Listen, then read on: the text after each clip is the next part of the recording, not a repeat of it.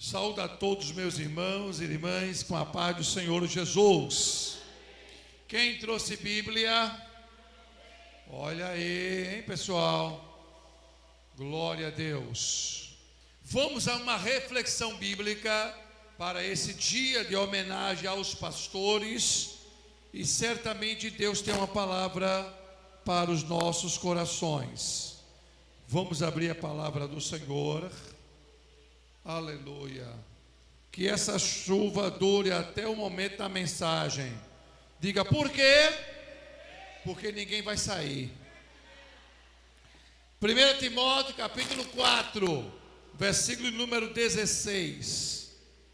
Glória a Deus. Aquela aguinha que só a presbiteriana renovada tem.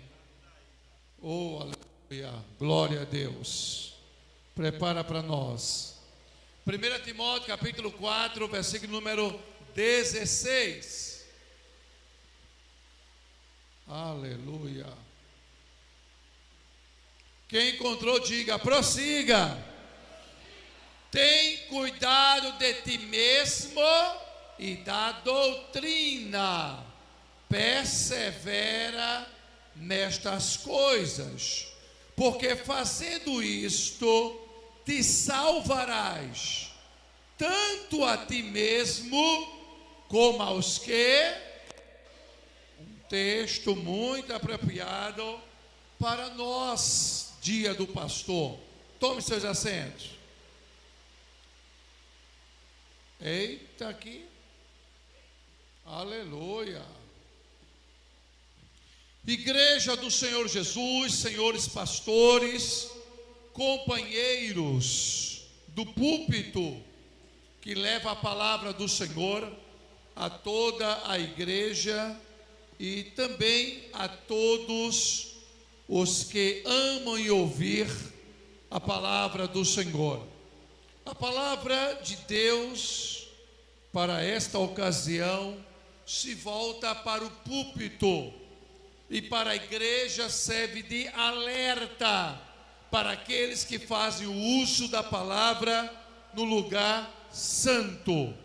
O texto de Paulo escrevendo ao seu filho na fé é sem dúvida uma orientação que Paulo dá ao filho na fé, e que isso reverbera ao longo dos séculos, chega até nós e traz para todos aqueles que lidam com a ministração da palavra, devem a rigor ter um compromisso inviolável com Deus, com a doutrina e com a igreja. Essa trilogia é inseparável da vida do pastor ou do ministério pastoral. Compromisso com Deus, compromisso com a palavra e compromisso com a igreja. Aqui está o tripé que salienta que é o fundamento para a vida de um pastor. No entanto, quero levar a esta congregação refletir conosco sobre a ortodoxia e a ortopraxia na vida ministerial. E para a igreja que não é obrigada a entender teologia, a ortodoxia fala acerca da nossa visão, interpretação e exposição da doutrina correta. Orto, correto, doxa, doutrina. Então, ninguém sobe ao púlpito se não tiver esta ortodoxia impregnada na sua mente, na sua alma e no seu espírito. Então, para que nós possamos exercer o pastorado, o ministério pastoral, eu tenho que ter o fundamento da ortodoxia, ou seja, a doutrina que nós abraçamos. Sem ela, nós não somos igreja. nós não somos pastores, nós não temos a autoridade de pregar absolutamente nada. Por quê? Porque você não tem doutrina, você não tem referência doutrinária, você não tem fundamento doutrinário. Por isso que tem tantas igrejas em Passarinho e adjacente, igreja do oba-oba. Abre as portas, o pastor olha, vê o que é agradável ao púlpito, os membros são tratados como clientela, e aí vai levando a igreja a um louvor, a uma palavra de conforto, aquilo que agrada. Mas será que é isso que Deus quer para a sua igreja? Será que esta é a palavra que está envolvida com a ortodoxia? Então, aqui vem um dos pontos principais na vida de um pastor: a ortodoxia. Que doutrina nós abraçamos? Vou pregar sobre isso. E a outra questão é a ortopraxia. Orto, correto, e a praxe. O que eu prego no púlpito, devo viver na igreja, em casa, na rua e na sociedade. Há muita gente boa de discurso. Tem pregador que você diz assim: eu passaria a noite toda ouvindo ele, mas não passaria um minuto convivendo com ele. Alguém entendeu o que eu disse? No púlpito tem muita gente boa de oratória, tem muita gente boa de discurso, tem muita gente boa de teologia, mas na ortopraxia, na prática, como ele se relaciona com a mulher dele, como se relaciona com a igreja, como ele se relaciona com os amigos, será que ele vive o que prega? Então, queridos e querida igreja do Senhor, não adianta nós termos a ortodoxia, conhecer toda a doutrina, saber o que é correto, saber pregar o que é certo, se você não vive a ortopraxia. Quem me entende, diga amém. Então, posto isto, vamos entrar então na apreciação dessa temática que nós escolhemos na carta de Paulo ao Timóteo, para nós falarmos do verdadeiro ministério que sustenta e fundamenta o pastor. Eu tenho 3 partes nesse sermão e vou conduzir a igreja a serem inteligentes, a serem exigentes, segundo o modelo de pastor que Deus dá à sua igreja. Então, a igreja, ela deve ser exigente a esse modelo, para que haja diferença de um pastor que foi convocado por Deus, chamado por Deus, ungido por Deus, e o pastor que foi consagrado por homens. Aqui uma diferença muito grande. Então, primeira parte dessa mensagem fala sobre o pastor e a parte da questão do temor. Jamais suba ao púlpito sem o temor ao Senhor. E aqui tem um ponto muito crítico. Há muitos pastores que têm subido ao púlpito, mas não descem na presença de Deus. Pastores vazios, pastores sem mensagens, pastores que cansam a igreja, porque na verdade ninguém vê mais nele a graça e a unção de Deus. Então a vida passa a ser rotineira e o púlpito passa a ser pesado. Por quê? Porque antes de subir ao púlpito, devemos descer na presença daquele que unge, daquele que consagra, daquele que chama, daquele que capacita. Jamais suba ao púlpito sem o temor de Deus. A capacidade não vem das letras, ela ajuda. A capacidade não vem do grego e do hebraico, isso ajuda na exegese e na hermenêutica. A capacidade não vem dos seus R's e S's na oratória, isso ajuda para desenvolver o mental. Mas a capacidade vem daquele que é o Senhor, que nos dá graça. Eu pergunto aqui os 4 pastores: quem de vocês 4 escolheria Timóteo para ser pastor? Quem? E qual era a dificuldade dele, pastor? Primeiro, jovem demais.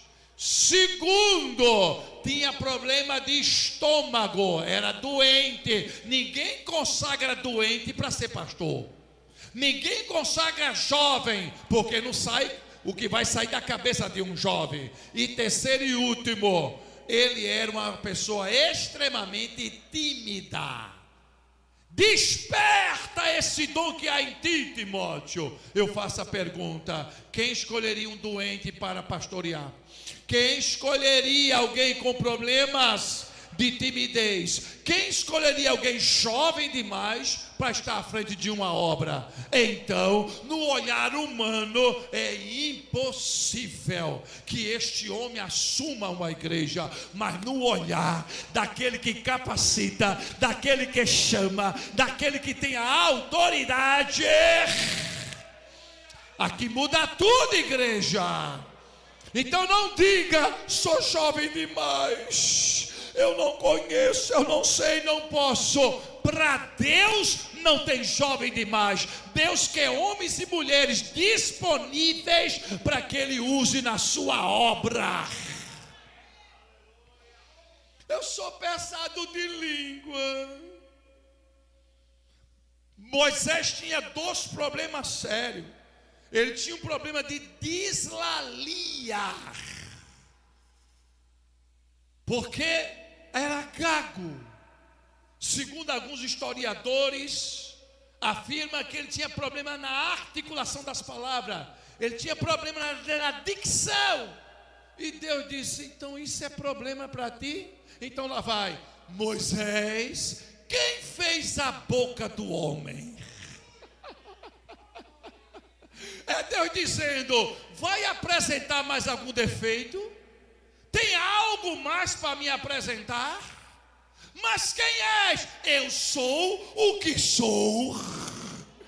E quem é o que é? É aquele que era e é e sempre será. É o Deus, Criador de todas as coisas, que tem o universo na palma da mão. Tu vai libertar meu povo? Senhor, eu já fugi de lá. Como é que eu vou voltar para lá? Parece que ele estava querendo ver algo mais portentoso do que uma sarça ardendo em fogo. É como se Deus dissesse: tu está querendo saber se eu tenho poder ou não, autoridade de te enviar e fazer milagre? Então vamos lá. Coloca o cajado no chão. Jogou o cajado. Virou o quê? Uma cobra. Senhor, pega agora. E foi lá e pegou, voltou num cajado. Vai libertar o meu povo? Não, Senhor, eu ainda não me sinto capaz. Tá bom, põe a mão no peito. Tira a mão do peito. Leprosa, põe de novo. Tira a mão.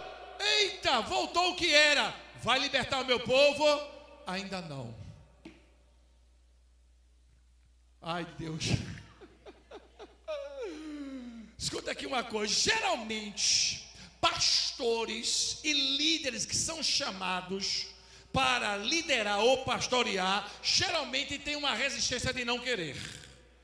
E geralmente quem não tem capacidade: mas Moisés não me vê, o pastor presidente está cego, que eu estou aqui há tanto tempo e não me dá uma oportunidade. Geralmente quem não tem chamada, quem não tem capacidade, fica assim: me veja, estou aqui, me fale com o pastor. Meu irmão, isso não é para quem quer, nem para quem tem pressa, e nem para quem se apresenta. É para quem Deus usa de misericórdia. Eu nunca quis ser diácono, presbítero, evangelista e pastor. O pastor Jesus, pastor, vá para lá. Olhe para lá, tire os olhos de mim. Eu também dizia isso. E olha onde eu estou. Quando Deus quer, meu irmão, acabou-se a vontade dele na nossa vida. E de repente, estou eu, pastor, escritor, viajei para mais de 80 países, escrevendo, pregando, ensinando, escola bíblica de obreiro, encontro de casais. O que é isso? É que Ele é quem nos capacita. Fala para a minha igreja, diga lá: e Moisés? E aí, Moisés, vai libertar o meu povo? Vou não. Mas rapaz, que luta. Aí Moisés, eu tenho uma solução. Ah, você tem uma solução? Tenho, Deus. E qual é? Eu tenho um irmão chamado Arão, o Cabebom. Tem uma oratória, sabe entrar, tem presença. E Deus, já está chamando alguém para ajudar. Eu estou gostando, porque tem pastor e tem líder que tudo se concentra nele, não compartilha com ninguém. Escuta, ninguém faz nada só. Presta atenção, igreja. Se você é líder, professor de EBD, pastor, se você é dirigente de oração ou coisa do tipo, lembre-se, você precisa de ajuda. Sabe por quê, igreja? Porque é bíblico. Paulo plantou, Apolo regou, mas o crescimento vem de Deus. Ainda tem aqueles que têm o discurso do empoderamento, o discurso do eu, e cuidado com ele, porque eu, quando cheguei aqui, esse conjunto só tinha 3 pessoas, mas eu, quando cheguei, hoje está com 30. Eu, quando peguei essa igreja, só tinha 7 membros, mas eu fui em casa,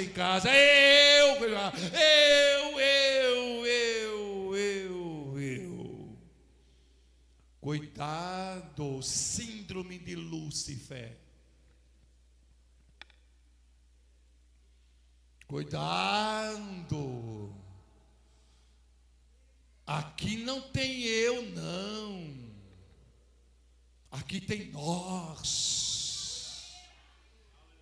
Você só não faz nada. Triste do pastor que quer conduzir só e não confia delegar trabalhos, autoridades para a membresia, porque não consegue dar conta. Porque Deus trabalha e coopera com todos aqueles que querem servir na sua obra, contando, sabendo que é Ele quem dá o crescimento da obra. Amém. Terceira igreja presbiteriana renovada. Diga amém. Diga, pastor. Termine a mensagem.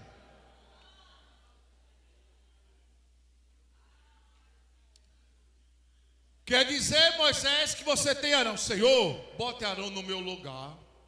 Arão, quando chegar na frente de Faraó, ai Deus, pronto, está resolvido. Moisés, graças a Deus. Deixa eu ver se eu entendi.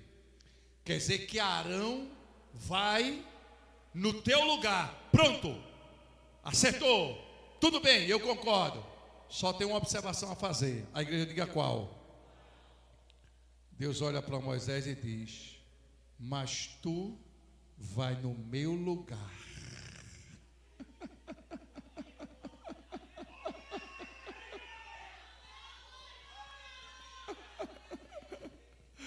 Moisés vai no teu, mas tu, Moisés, da terceira igreja presbiteriana de Olinda, tu irás no meu lugar, tu me representarás, tu serás boca profética para ele, a tua boca falará das minhas coisas. Quem capacita? Quem dá autoridade?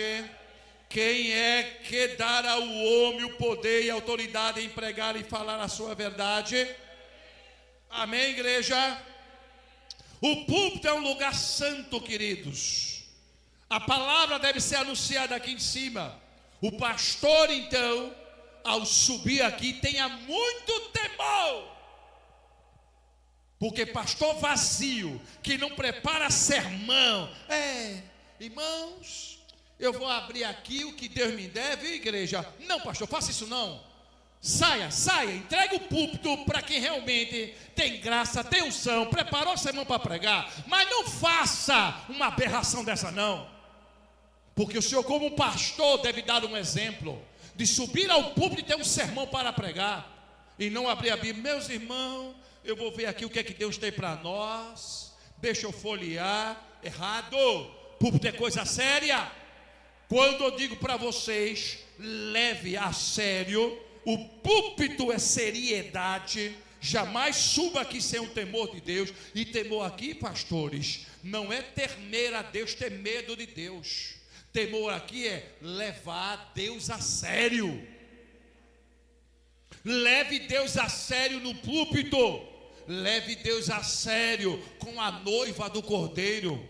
Leve Deus a sério nos relacionamentos. Ou seja, a seriedade quando você tem é algo que é positivo na vida de um obreiro. Sem temor, não tem púlpito que possa transformar vidas para a glória do Senhor Jesus. Porque nem a vida dele é transformada. Como vai transformar a vida? O púlpito, senhores pastores, tem que ter a graça de Deus, tem que ter fogo. O fogo arderá continuamente no altar. Quando o fogo está no altar, não se apaga na igreja. O fogo sai daqui para aí, e não daí para cá. Mas a igreja está numa dimensão, a igreja, glória, e o pastor está lá. Glória, aleluia. A igreja olha, meu Deus, o pastor morreu e esqueceram de enterrar. A igreja numa dimensão, num Pentecoste, o fogo, e o pastor está lá. Já deu 9 horas para terminar. Meu Deus do céu, igreja. Gente do céu, escute ainda, pessoal. Quando o púlpito é exercido com temor, não vira palco. Há muitos púlpitos em Olinda que já não é mais lugar da administração da palavra, lugar da palavra de Deus, é palco. Palco para entreter a membresia.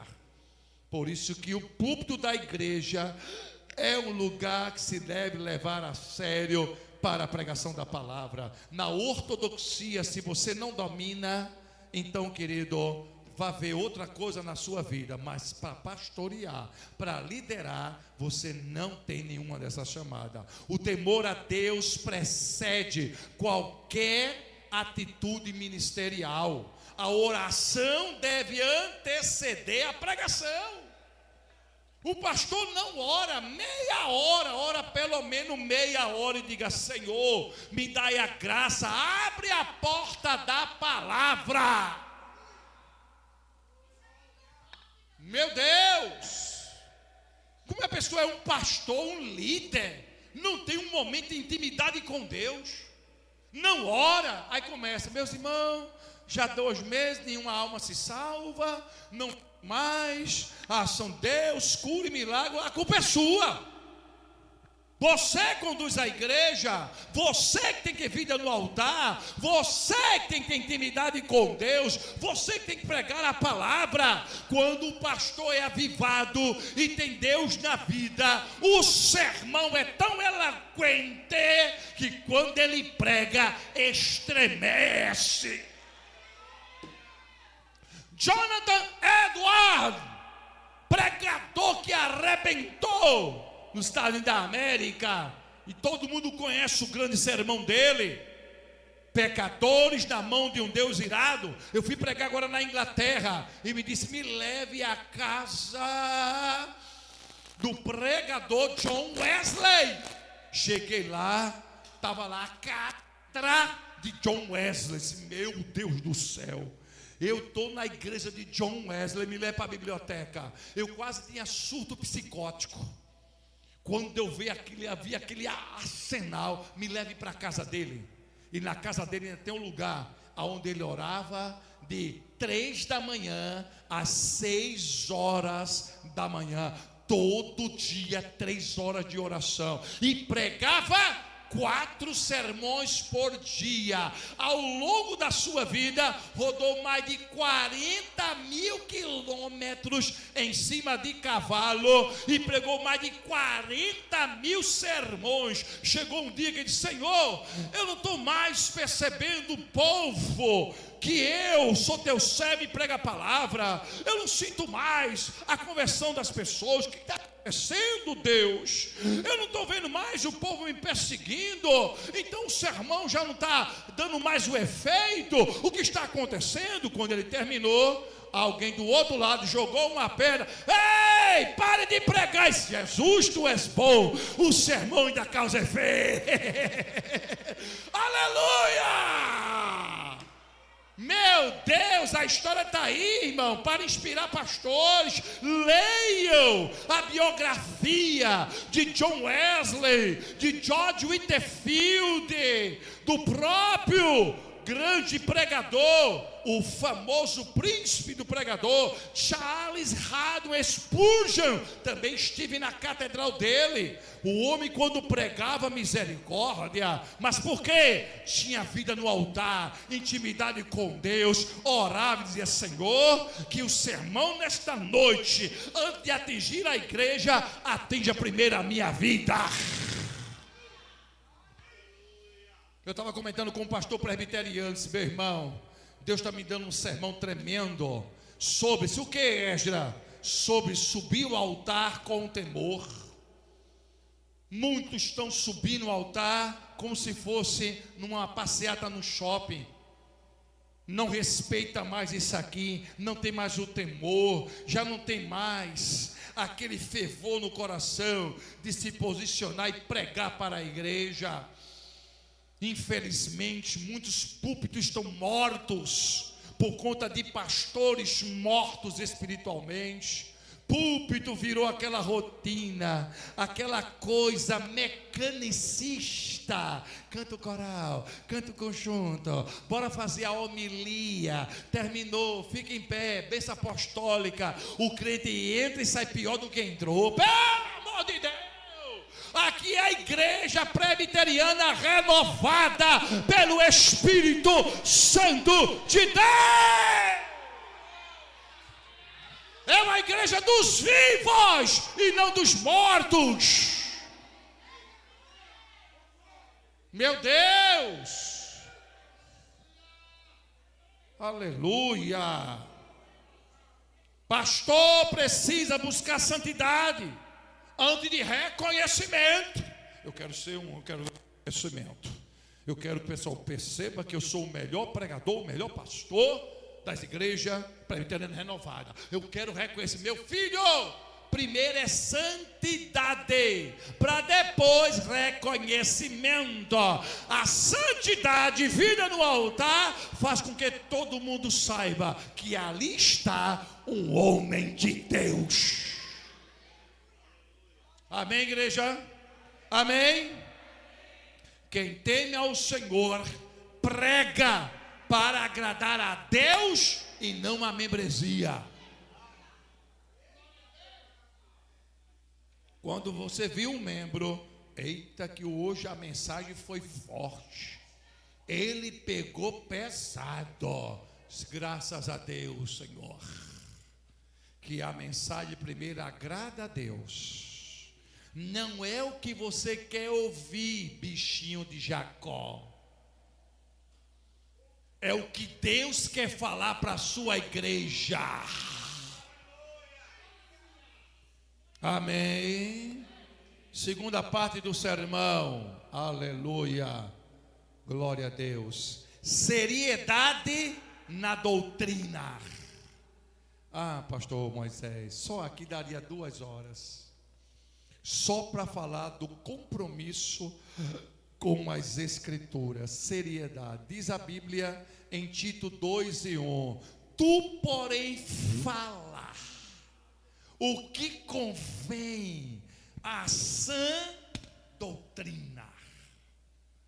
Fala o que convém a sã, a pura e verdadeira doutrina. Tuas palavras em nada é a mesma coisa. Tuas palavras não edificam ninguém. Tuas palavras não servem para nada.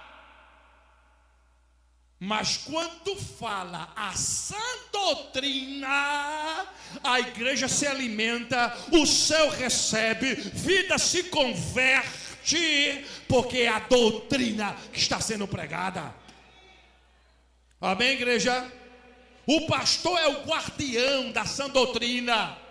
No tempo que nós estamos vivendo hoje, relativismo para todo lado, ideologia dos infernos de gênero, comportamentos totalmente adverso ao que a Bíblia ensina, modismo para todo lado, superficialidades comportamentais. Numa era onde o próprio Zygmunt Bauman, o grande sociólogo polonês, fala de sociedades líquidas, amores líquidos, modernidade líquida, igrejas líquidas, pastores líquidos, tudo está em estado de liquidez, nada se sustenta, nada é sólido, tudo é líquido, vivendo a síndrome do ralo, tudo vai por água abaixo. Porém, quem tem a sã doutrina está firmada na rocha. A doutrina é a nossa rocha, o nosso pilar, o nosso alicerce. Vida que não é doutrinada vive em estado de liquidez, pois a doutrina traz solidez para a nossa vida. E aí, igreja, o que é que nós temos com relação a isso? Não basta apenas comunicar bem, falar bem, precisa falar desta verdade. Pastores, não tenha medo de pregar o que é pecado. Não tenha medo de falar que o inferno existe, e quem não aceitar Cristo vai para o inferno. Simples assim, amados. Não tenha medo de falar o que a Bíblia nos diz a respeito do aborto, respeito da passeata da maconha, a respeito acerca da mudança de sexo, da ideologia dos infernos. Não, pastor, você tem compromisso com a palavra, não é com este mundo. Você não tem compromisso com o PT, com o PSOL, o partido dos infernos. Você tem compromisso é com a sã doutrina. Prega o que convém à sã doutrina.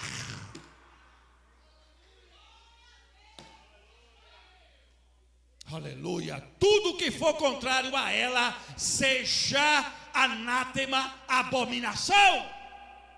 Recentemente eu vi lá um crente: não, porque eu defendo a linha do marxismo, do esquerdismo. Epa, faltou doutrina aí, meu santo. Quem tem um mínimo conhecimento de doutrina sabe que a doutrina nos ensina que não há união entre a luz e as trevas. Para quem levanta a bandeira do marxismo, três coisinhas para você. Primeiro, o marxismo abomina a Deus, porque o Deus do marxismo é o Estado. Segundo, para quem levanta essa bandeira dos infernos, a ordem é: rasguem as Bíblias, toquem fogo, porque ela é contra a nossa ideologia política esquerdista, comunista, socialista dos infernos.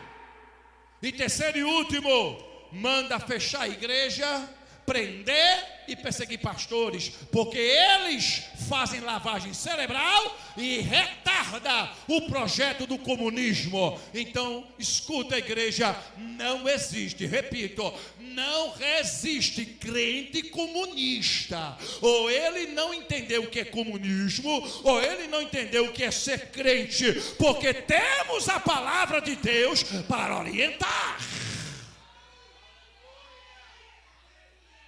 Amém, igreja? Pare de flertar com essa ideologia política de esquerda dos infernos, que está pouco se lixando pela tua fé, pelo teu Deus, pela tua Bíblia e pela tua família. Vocês viram esse carnaval que fizeram? Chamaram a igreja presbiteriana, Assembleia Batista Congregacional, de famílias enlatadas, famílias conservadoras, famílias em lata de sardinha. É assim, agora quando vem esse período agora, carta aos evangélicos.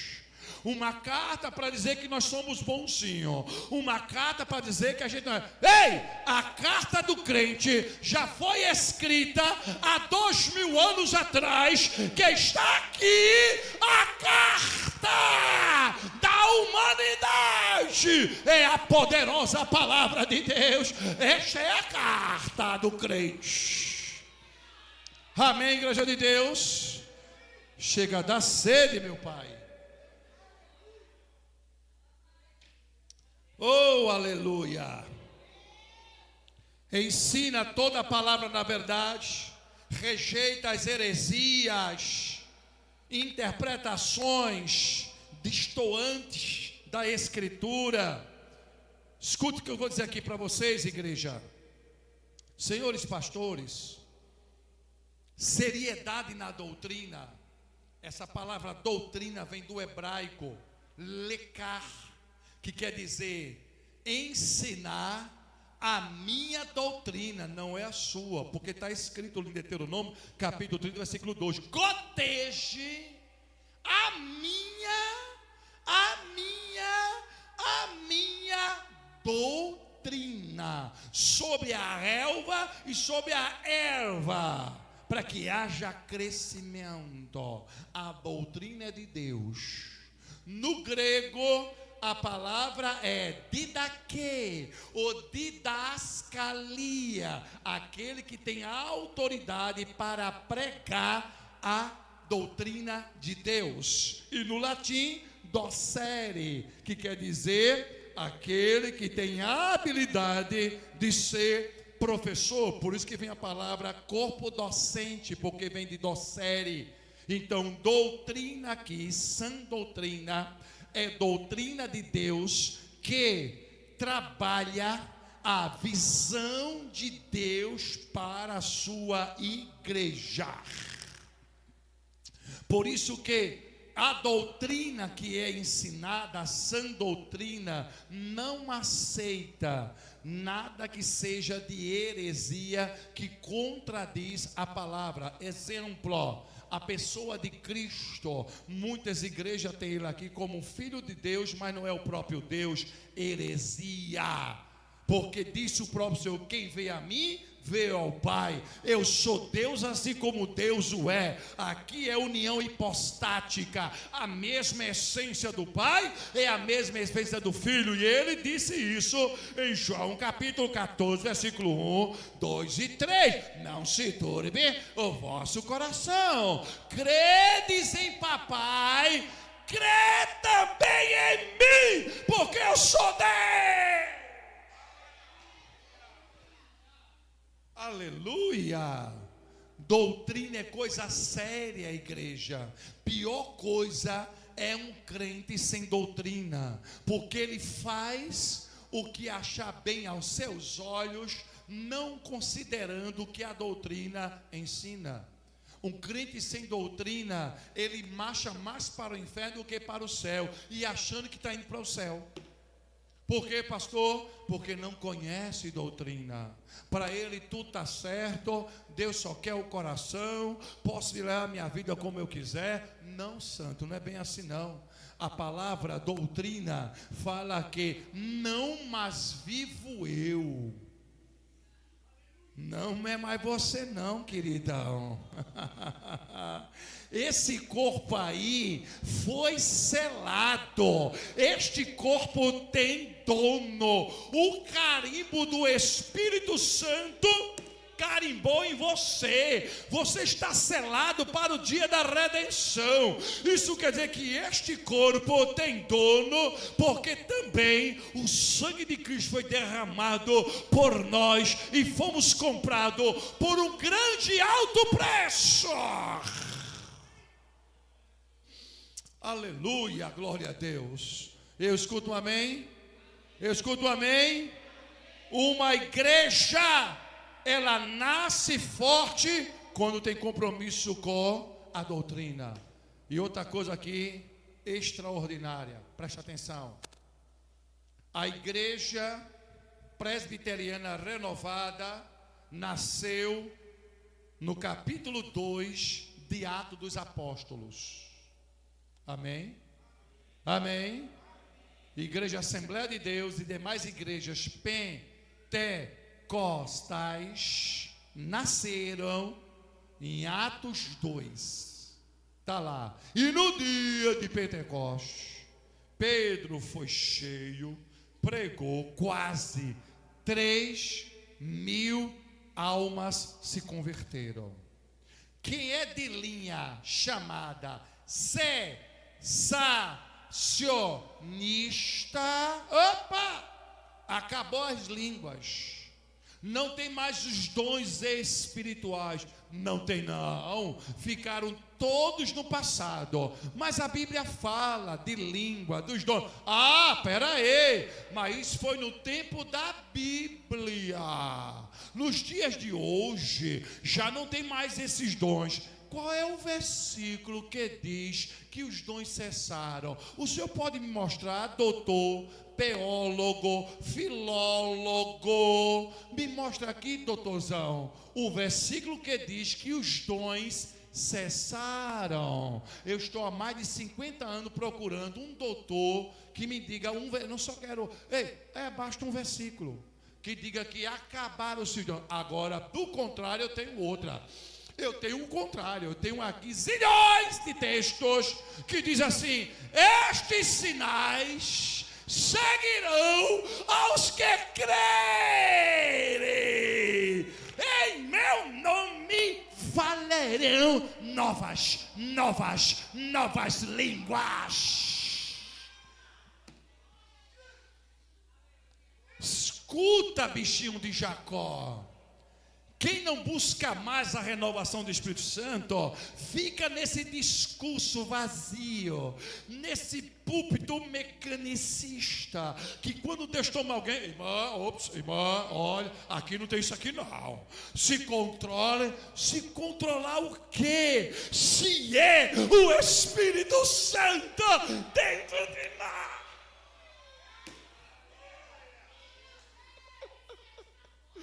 Escuta, igreja, o texto bíblico fala para nós somos continuistas. Esses sinais, esses milagres, essas manifestações espirituais é para os que estão perto e os que estão longe. Traduzindo, é para quem está agora no dia de Pentecoste e é para quem vai estar na festa dos pastores da igreja renovada presbiteriana. Amém? Agora vê o que é seriedade. Veja agora o que é seriedade. Quando eu falo seriedade da doutrina no púlpito, preste atenção. Eu vou até me afastar para todo mundo olhar para mim e aproveitar aqui o negocinho, porque o Pentecoste é dentro e fora aqui. Aleluia. Take a look at me now, please. Olha só. A igreja que nasceu no capítulo 2 e o versículo 3 de Atos, já tinha doutrina no 42. Preste atenção, igreja.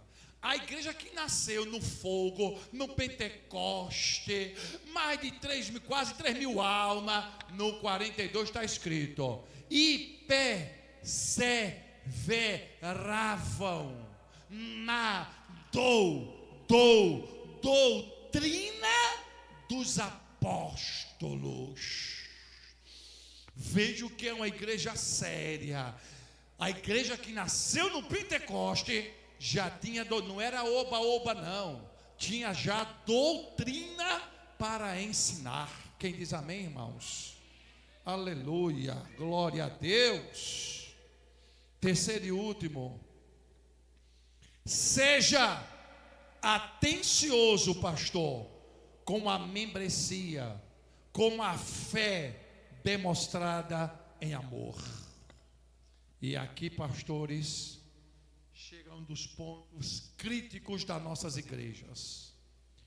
Há milhares de pastores que raspa, arranca, puxa a lã da ovelha até sangrá-la e depois deixa morrer a míngua. Tem pastores que só se interessam por isso aqui, mas aí é cada um por si.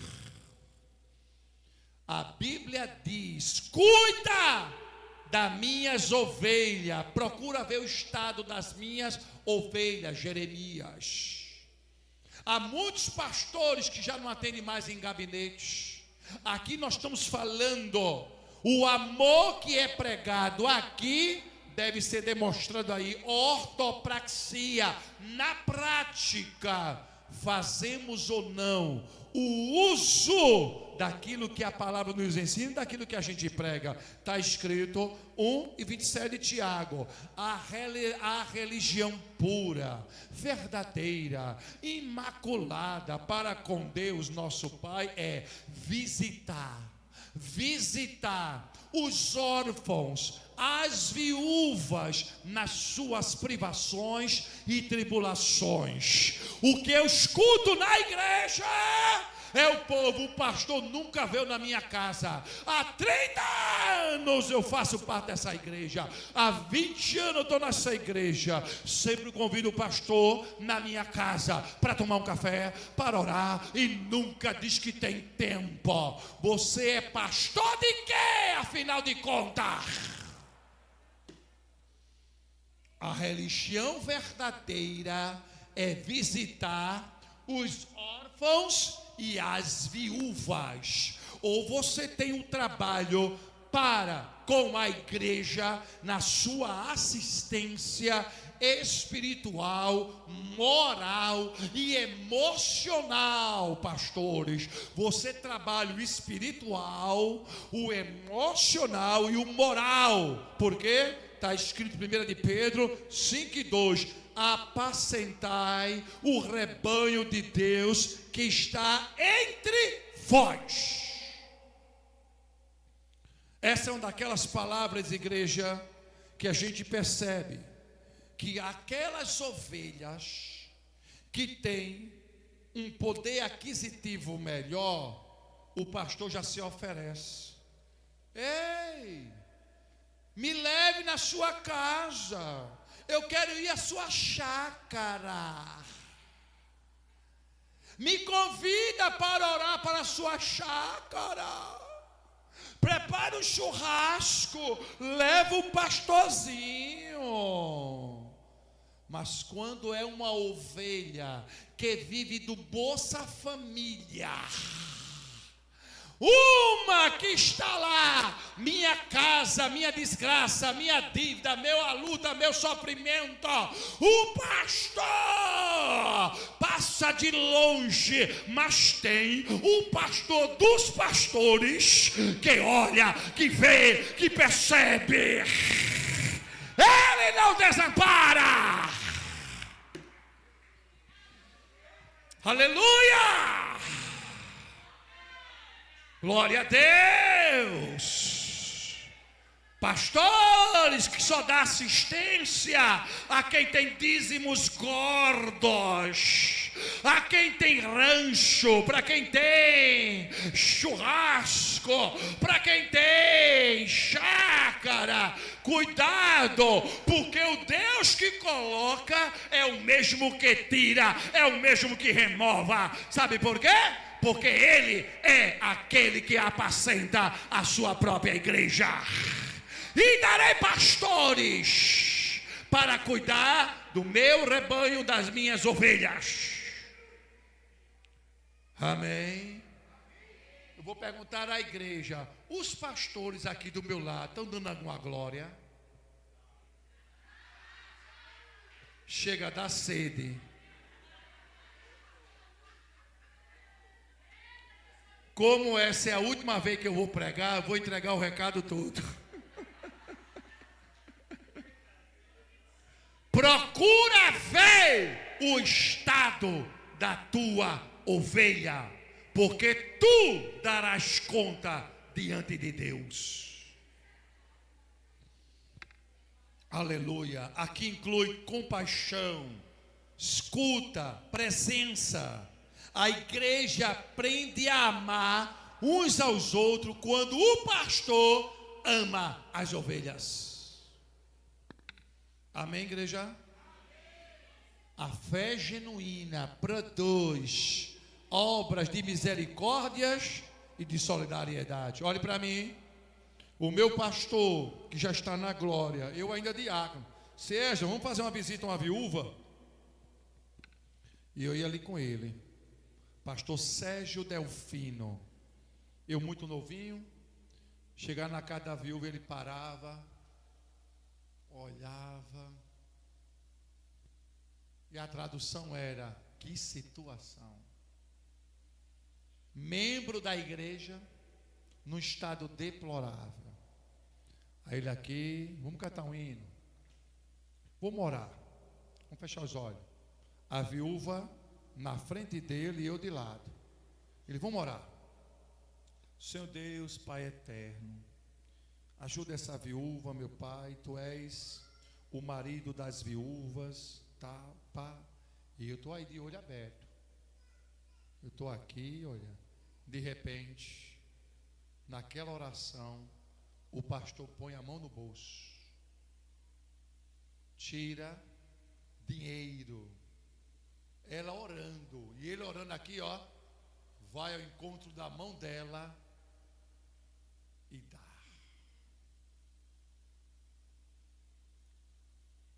Aí eu aprendi aquela lição. Veja, o nosso evangelho não é somente de palavras bonitas de oração, mas de socorrer os necessitados.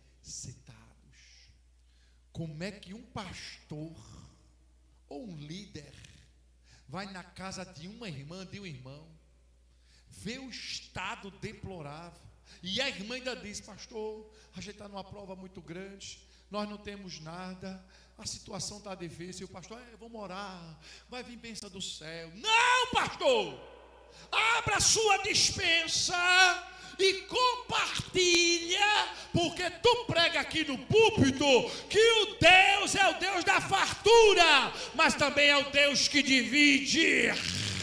Vai lá, socorre, ajuda, porque o Deus que trabalha na tua vida também trabalha na vida dela, e o mesmo céu que tu vai, ela também vai. Cuida das ovelhas do Senhor. Aleluia. Se eu não fizesse o que eu estou pregando, eu jamais pregaria o que eu estou fazendo. No nosso meio tem muita gente necessitada, passando fome. E o pastor, porque a dogmática, na perspectiva da história do cristianismo, quando Calvino, juntamente, dentro daquela visão do predestinacionalismo, a irmã olha: meu Deus, como meu pastor é inteligentíssimo, embora que eu não entenda nada. Mas depois do sermão, vovó dizia: barriga vazia, ou saco vazio? Meu Deus, por isso que aqui, meu irmão, quem alimenta apenas com sermões só informa a mente das pessoas, mas quem socorre ao estômago alegra o coração. Amém, igreja de Deus? Amém, igreja? Diga, pastor Esdras, pelo amor de Deus, entregue o microfone. Não, tá bom, era ele. Já estou 1 hora pregando, Moisés.